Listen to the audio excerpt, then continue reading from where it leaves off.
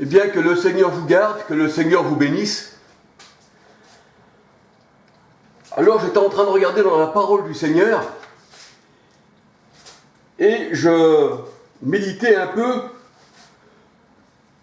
sur les bêtes. Le Seigneur, il appelle les animaux, les hommes, les animaux. Et j'avais médité un peu sur le loup. Et je me suis arrêté sur, eh bien, sur les scouts protestants et catholiques, c'est-à-dire des enfants qu'on appelle les louveteaux. Alors, ça m'a paru bizarre quand même que ceux qui se disent appartenir au Seigneur appellent leurs enfants des louveteaux et des louvettes. Ça me paraît quand même surprenant. Mais comme ces gens-là n'appartiennent pas au Seigneur, qui sont tous reliés à la louve romaine, il est tout à fait normal qu'ils appellent leurs enfants, eh bien, des louveteaux. Parce que le Seigneur, lui, il appelle les parents, eh bien, des loups. Et il appelle aussi les faux prophètes, eh bien, aussi des loups. Et là, on voit que les louveteaux, eh bien, sont à l'écoute des loups. Parce que le Seigneur, il disait que les faux prophètes, c'était des loups. Alors, on peut regarder dans la parole de Dieu, dans Ézéchiel 22, versets 27 à 31. On peut regarder aussi Sophonie 3, versets 3, 4. Et le Seigneur dit, eh bien, que ces faux prophètes, leur parole, c'est du badigeon. Leur parole, c'est du mensonge. Ils induisent les gens en erreur. C'est pour ça que le Seigneur, il préfère dire le mensonge que la vérité, et ils ne connaissent pas la vérité. Le Seigneur, il les appelle des loups ravisseurs. Matthieu 7, verset 15. Et il y a un chanteur qui chantait, Serge Reggiani, il chantait « Les loups sont entrés dans Paris ». Et il parlait de ça, des nazis qui étaient rentrés en 39-45, qui avaient envahi la France. Les loups sont entrés dans Paris. Alors voyez-vous, le symbole du loup, eh bien, c'est le nazi. Le symbole du loup, c'est le faux prophète. Le symbole du loup, c'est la louve romaine. C'est la trinité des dieux.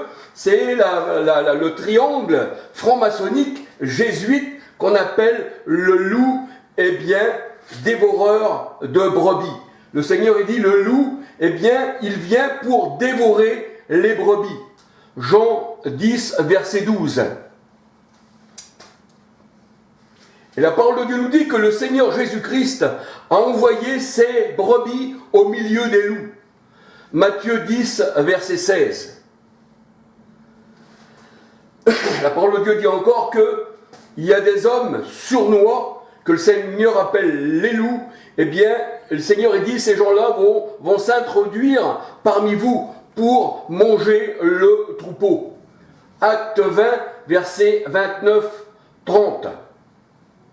Et ils n'épargneront pas le troupeau. Mais je ne parle pas des troupeaux d'aujourd'hui, parce que les troupeaux d'aujourd'hui, eh bien, ce ne sont que des bêtes, ce ne sont que des cochons.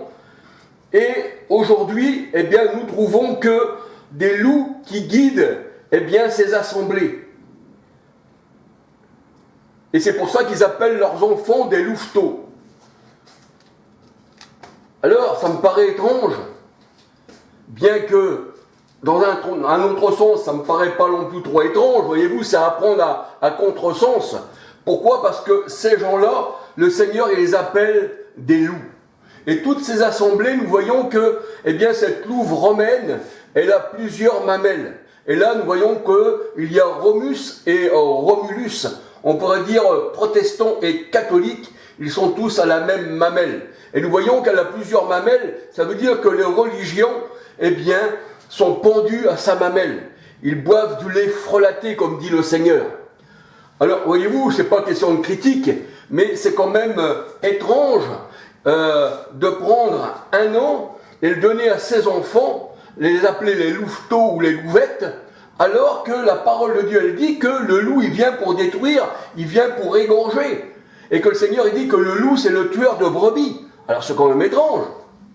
C'est quand même étrange de prendre un nom comme ça et le donner à ses enfants. C'est quand même étrange. C'est comme le nom aussi de alevin. Voyez-vous, les petits poissons, les jeunes alevins, eh bien, dans la parole de Dieu, on voit que le poisson, le monstre marin, eh bien, c'était qui aussi? Eh bien, c'était aussi Pharaon.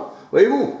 Donc, tout ça, la parole de Dieu nous dit que ça, c'est l'homme charnel, qu'on appelle la bête, qu'on appelle le loup ravisseur d'hommes, le voleur d'hommes. Pourquoi? Parce que il s'approprie eh bien, des personnes, ils les font rentrer dans leurs assemblées, et le Seigneur, il dit, guide aveugle.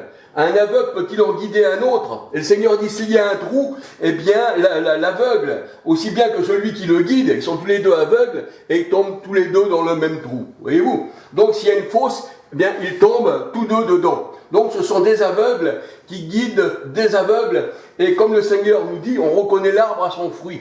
Voyez-vous, eux-mêmes, ils se disent qu'ils sont des loups et que leurs enfants, eh bien, sont des louveteaux et des louvettes. Alors, on va regarder encore quelques petites images que je vous faire voir de loups. Et ils appellent même leurs enfants la meute, la meute de loups. Alors, c'est vraiment contre le Seigneur. On voit vraiment que se donner un nom comme ça, c'est bien se désigner à l'appartenance à laquelle nous sommes, voyez-vous.